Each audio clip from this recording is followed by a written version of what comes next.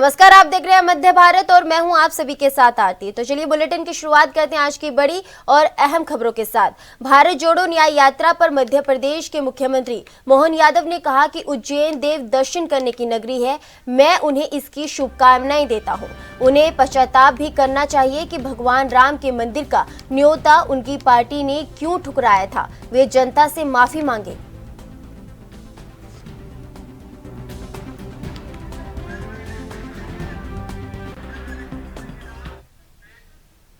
आज प्रभु श्री राम की नगरी अयोध्या धाम में मध्य प्रदेश के मुख्यमंत्री डॉक्टर मोहन यादव ने कैबिनेट के साथ भगवान राम के दर्शन किए। मुख्यमंत्री और उनकी पत्नी ने भगवान राम के सामने दंडवत होकर प्रणाम किया। मुख्यमंत्री के नेतृत्व में मध्य प्रदेश की जो सरकार के मंत्रीगणों ने मंदिरों में विराजे रामलला के दर्शन कर मध्य प्रदेश समेत देशवासियों की सुख समृद्धि की कामनाएं भी की।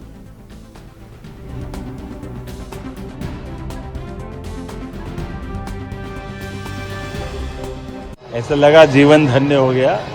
प्रभु राम का दर्शन ये कई जन्मों के पुण्य प्रताप का प्रसाद होता है और आज हमने अयोध्या में आके भगवान राम के गर्भगृह में बनने वाले नवनिर्माणाधीन मंदिर के अंदर भगवान के दर्शन किए। ऐसा लगा साक्षात प्रभु स्वयं अपने रूप में विराजमान है। मेरी अपनी ओर से बाबा से यही कामना है, तो बाबा महाकाल की नगरी से आता हूँ कि भगवान राम सब पे कृपा करे, बाबा महाकाल सब पे कृपा करे और हमारी सनातन। केंद्रीय नेतृत्व ने सरगुजा लोकसभा से चिंतामणि महाराज को अपना प्रत्याशी बनाया है। इसके बाद से विपक्ष हमलावर है, जहां सरगुजा लोकसभा से सांसद प्रत्याशी चिंतामणि महाराज पर कथित रूप से कोयला घोटाले को लेकर लगे आरोपों को एक सिरे से खारिज कर दिया है। वहीं आरोपों को लेकर सांसद प्रत्याशी ने कहा कि जिस एफआईआर की बात सामने आ रही है, इसकी मुझे कोई जानकारी नहीं है। साथ ही कहा कि क्या विपक्ष हमारा प्रशंसा करेगा कि हमारी गलती बताएगा। जहां गलती नहीं है वहां भी गलती बताना विपक्ष का काम है। अगर जानकारी है तो उस विषय को सामने लाएं।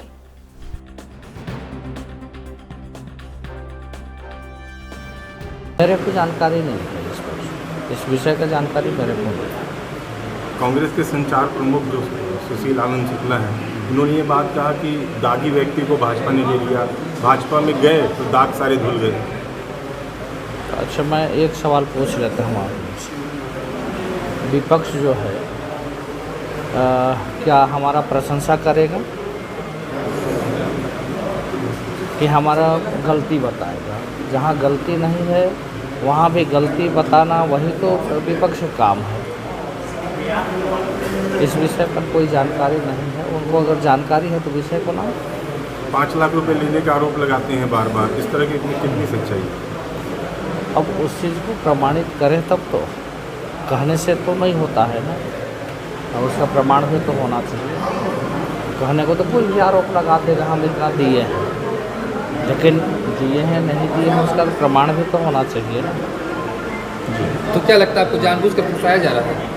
उस पर मैं कोई टिप्पणी नहीं करूंगा। मेरे को कोई जानकारी नहीं है उस विषय पर, मैं सिर्फ इतना ही बोलूँगा।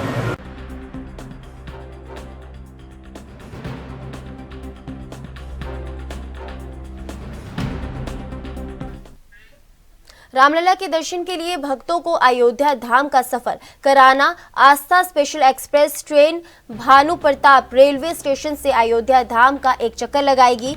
आज सुबह से ही रेलवे स्टेशन ने अयोध्या जाने वाले दर्शनार्थियों को भीड़ देखने को मिली। रामलला के दर्शन के लिए भक्त उत्साहित नजर आए। भक्तों में हर्ष का माहौल देखने को मिला। ट्रेन में भानु प्रतापपुर रेलवे स्टेशन से लगभग 663 भक्त सवार हुए। आस्था स्पेशल एक्सप्रेस ट्रेन मार्च को यानी आज भानु प्रतापपुर रेलवे स्टेशन से सुबह 7 बजे रवाना हुई। बता दें कि ट्रेन का अगला पड़ाव दल्लीराज हरा होगा और इसके बाद मरोदा, दुर्ग, रायपुर, भाटापारा, उस्लापुर, पेड्रा रोड, अनुपुरम, शहडोल, उमरिया, कटनी, सतना, मानिकपुर, शकंगर, प्रयागराज, सुल्तानपुर होकर वह दूसरे दिन सुबह 10:35 पर अयोध्या धाम पहुंचेगी। यानी कुल 1027 किमी की दूरी 27 घंटे 35 मिनट में पूरी की जाएगी। वापसी के लिए यही ट्रेन 7 मार्च को शाम 7:55 में अयोध्या धाम से रवाना होकर 8 मार्च को भानुप्रतापपुर रेलवे स्टेशन पहुंचेगी।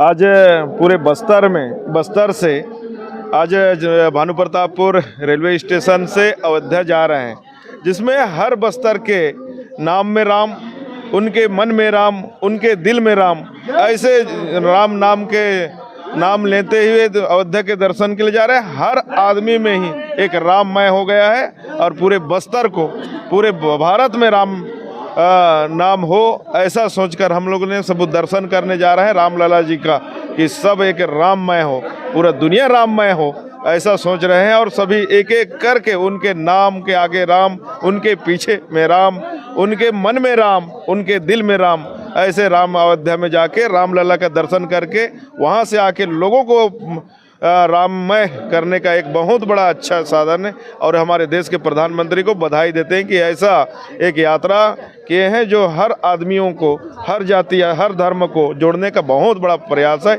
इसके लिए सबसे बड़ा सब लोगों को बधाई एवं शुभकामनाएं, और जितने भी बस्तर के लोग जा रहे हैं उनको ढेर सारी शुभकामनाएं देते हुए उनकी यात्रा मंगलमय हो।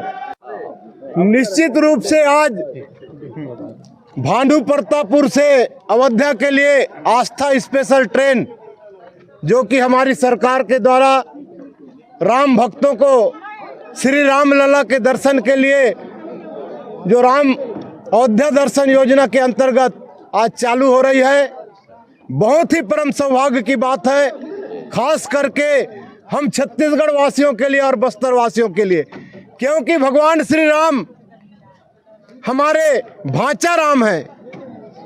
हम प्रभु श्री राम को प्रभु ही नहीं मानते, भांचा के रूप में मानते हैं। और हमारे बस्तरवासी दंडकारण्य में प्रभु श्री रामचंद्र जी वनवास के लगभग 10 वर्षों तक यहीं पे बिताए थे। हमारे पूर्वज भगवान श्री राम के वनवास काल में बहुत ही ज़्यादा उनसे संबंध रहा है, चाहे वो बानर के रूप में हो, रिछ के रूप में हो, गिलहरी के रूप में हो, आदिवासी जनजातियों का भगवान प्रभु श्री रामचंद्र जी से आदिकाल से नाता रहा है। आज हम देखते हैं कि हमारे पूर्वजों के और हम सब के नाम में भी राम का बहुत महत्व है। इसलिए मैं सबको बहुत बहुत प्रणाम करता हूँ, भगवान प्रभु श्री रामचंद्र जी से आशीर्वाद मांगता हूँ कि भारत विश्व गुरु बने, दुनिया में भारत का नाम हो। आदरणीय प्रधानमंत्री नरेंद्र मोदी जी के नेतृत्व में ये दुनिया जिस प्रकार से राम राज्य होता था आदिकाल में, उसी प्रकार से अब राम राज्य बने, भारत विश्व का नेतृत्व करे, विश्व गुरु बने, सिरमौर बने। इन्हीं भावनाओं के साथ सबको जय जय श्री राम। का मौका है कि हम 500 साल बाद जो मंदिर बनाए उसको दर्शन करने जा रहे हैं। हम लोग सभी वर्ग को सभी खुश हैं, बच्चों से लेकर बुढ़ापे तक सभी लोग खुश हैं इसमें। हाँ, मैं मुख्यमंत्री विष्णु देव साय जी और हमारे यशस्वी प्रधानमंत्री मोदी जी को मैं धन्यवाद अर्पित करना चाहूँगा कि ये जो यात्रा उन्होंने प्रारंभ की है। मेरा नाम कोदूराम सांगिया है। मैं ग्राम सुरुंगदो से हूँ, जो दुरुकुंदल ब्लॉक में आता है, और भानुप्रतापपुर हमारा ज़िला है, कांकेर ज़िला है। और हम लोग अयोध्या धाम जा रहे हैं। मैं धन्यवाद देता हूँ विष्णुदेव साय को और नरेंद्र मोदी को, जो हम जा नहीं पा रहे थे और हमें ले जा रहा है। हम उसके लिए बहुत आभारी हैं, और ऐसे सदैव चलता रहे और वो हमारे देश के और हमारे छत्तीसगढ़ का विकास करे, यही मनोकामना है मेरा। और हमें बहुत अच्छा खुशी लग रहा है। जय जय श्री राम, जय जय श्री राम। फिलहाल रुकेंगे छोटे से ब्रेक के लिए, ब्रेक के बाद जल्द हाजिर होंगे।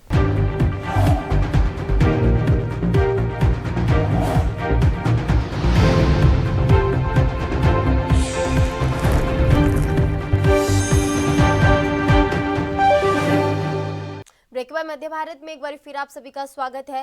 गोरेला पेंड्रा मरवाही जिले में एक बार फिर स्वास्थ्य व्यवस्था की पोल खुलती हुई नजर आई। अस्पताल में सही समय पर इलाज नहीं मिलने से एक प्रसूता के जच्चा और बच्चा दोनों की ही मौत हो गई।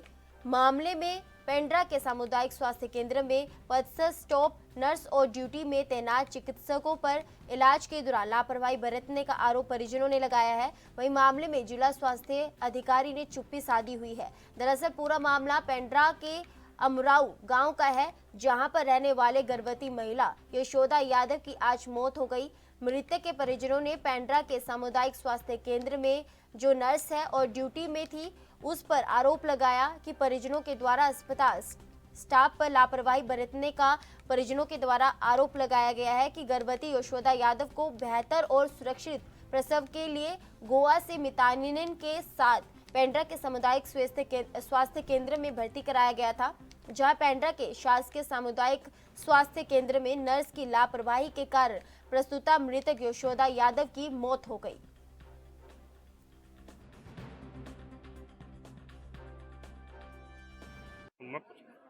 नाम बताओ भैया अपना।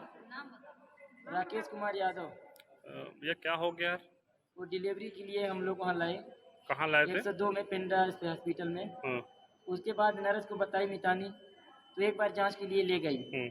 उसके बाद बोली सुबह होगा, तो सुबह फिर मितानी 9 बजे बोली, तो बोले कि 2-3 बजे फिर डिलीवरी होगा। उसके बाद एक बार फिर जांच की, बोले दो अंगूर खुला हमने। उसके बाद नहीं आई। उसके बाद मितानी बोली मैं घर जा रही हूँ, नॉर्मल है, तो खाना खा के आ जाती हूँ। तो गई मितानी खाना खाने।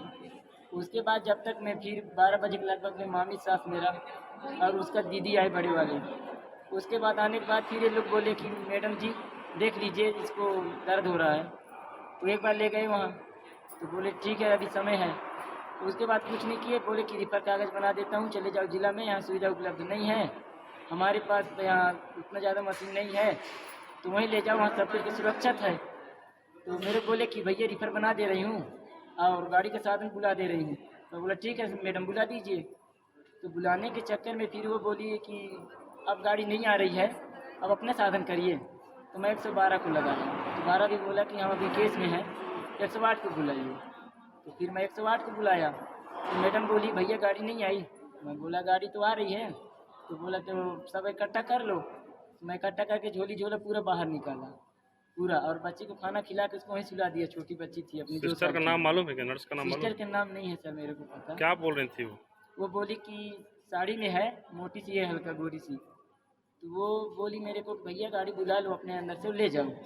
तो सर मैं 108 को फ़ोन लगाया, बुलाया, तो 108 आया। उसके बाद मैं जब अंदर जाके देखूं तो लड़की को लोग अंदर ले गए। तो मैं बोला रिफर कागज बना दिए। कहाँ अंदर ले गए? वो जज की रूम में। अच्छा। पर्दा के उस पार कर दिए, मेरे को नहीं दिखा कुछ उधर, अब अंदर जाने भी नहीं दिए। तो उसका दीदी और मामी गए थे अंदर में। तो उसके बाद वो बोले मेरे को कि हो गया, रुको अभी जहाँ चल रहा है जाँच, उसके बाद ले जाना। तो मैं बोला गाड़ी आ गया है, हम वहीं करवा लेंगे, सीजन है गाड़ी में। तो नहीं दिए हमको बच्चे उसको। नाम बताइए अपना। आप कहाँ पे मितानिन है? हमारे गाँव। ये कौन सी मरीज को लेके गए थे आप? यशोदा। कहाँ की थी ये? क्या हो गया था उसको? दर्द था। फिर कैसे उसकी मौत हो गई? हम लोग 1:30 बजे रात एडमिट हुए हैं पेटना में। हाँ। और मैं सुबह रात से फिर सिस्टर चेक की तो बोली बच्चेदानी का मुँह नहीं खुला है, इसको लेटा दो कमरे में जाकर। तो फिर हम लोग सोए हैं। फिर सुबह उठी हूँ मैं 8 बजे, फिर सिस्टर से बोली, मैं कहा सिस्टर जाँच कर लीजिए। फिर जाँच की, बोली थोड़ा खुला है। फिर उसके बाद फिर चाय बिस्कुट लाई है जो बनाती हूँ, मैं चाय बिस्कुट दी हूँ और फिर मैं सुबह की हूँ बढ़िया। फिर मैं 9 बजे घर गई। मैं कहा मैं खाना खा के आ जा रही हूँ, आप ठीक हो? और उन से सास से बात भी किए हैं, तो बोले कि मैं आ रही हूँ। उन दोनों से मैं बात की, उसके बाद मैं घर चली गई थी।